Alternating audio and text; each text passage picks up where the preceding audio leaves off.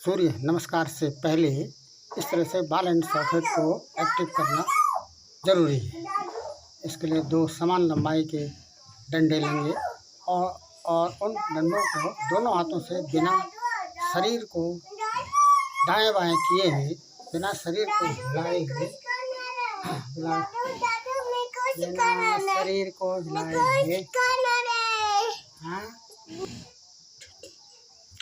दोनों लकड़ियों को समान लंबाई की लकड़ियों को इस तरह से घुमाना है कि स्पेस देते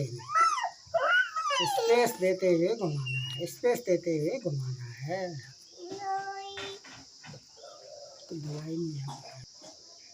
अब एक लोहे की रॉड लेकर उसको दूसरा हाथ कमर से पीछे और लोहे की रॉड लेकर इस तरह से उसको घुमाया जाए, क्लॉकवाइज और एंटी क्लॉकवाइज, घुटनों को बचाते हुए, घुटनों से थोड़ा सा दूर रखते हुए इसको घुमाना है। बॉल एंड सॉकेट संधि को एक्टिव किया जाना है और घुटनों से इसको थोड़ा सा स्पेस में रखना है। और यहाँ भी अपना ब्रेन कंसंट्रेट करना है कि ये जो लोहे की रॉड है वो नज़दीक ना आने पाए, काफ़ी स्पेस देते हुए ही इसको घुमाना है। संख्याएं बराबर रखनी है। अब ये दूसरे हाथ से रॉड को पकड़कर और एक हाथ को कमर में रखते हुए शरीर नहीं हिलाना है। शरीर कम से कम हिलना चाहिए। इसमें केवल हाथ का मोशन कराना है। केवल हाथ इसमें एक्टिव होंगे, बॉल एंड सॉकेट इसमें एक्टिव होंगे, क्लॉकवाइज और एंटी क्लॉकवाइज। इसकी संख्याओं में समानता रखनी है। जितना हमने दाहिने हाथ से घुमाया है वही संख्या बाएं हाथ से भी रखनी है और घुटने को बचाते हुए घुटने और हाथ में घूमने वाले लोहे की रॉड में स्पेस देते हुए ही इसको घुमाना है।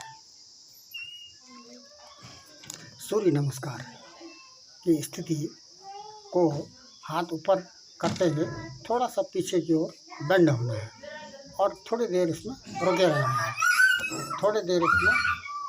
है।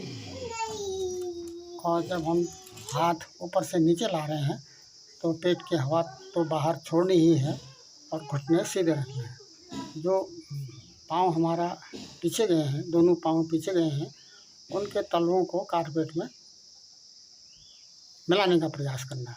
अब जब हम नीचे झुक रहे हैं तो गर्दन को थोड़ा सा दाहिनी ओर को मोल्ड करना है, दाहिनी ओर झुकाना है।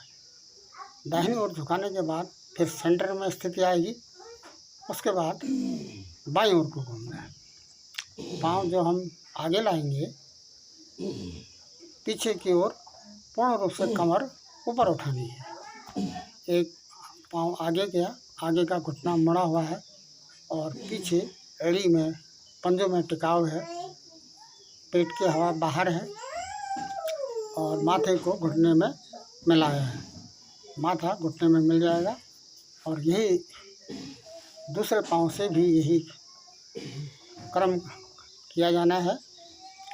पाँव का जो पीछे पाँव किया है उसका टिकाव पहले तलवे में करना है, उसके बाद फिर आगे। जब हम ऊपर उठ रहे हैं तो पेट की हवा को पूर्ण रूप से बाहर छोड़ते हुए ही ऊपर उठना है और फिर हवा अंदर खींची जानी है। उसके बाद हवा अंदर खींची जानी है।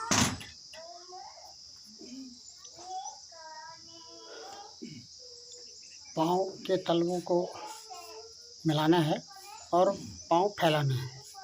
सामर्थ्य के अनुसार जितना फैल सकते हैं पाँव को फैलाते हुए इसको अंदर भी लाना है। पाँव के तलवों को जब हम अंदर लाते हैं, पाँव जब अंदर आते हैं तो पाँव के तलवे आपस में मिले ही रखते हैं। इसमें भी संख्या में वही क्रम रखना है जो संख्या हमने रॉड्स में रखी थी। जो क्रम हमने रॉड में रखा था वही क्रम यहाँ पर पाँव का भी रखा जाना है। अब ये बीच में आ गए हैं, दोनों पाँव की तलवे मिले हैं। कारपेट पे टच करने का प्रयास करना है।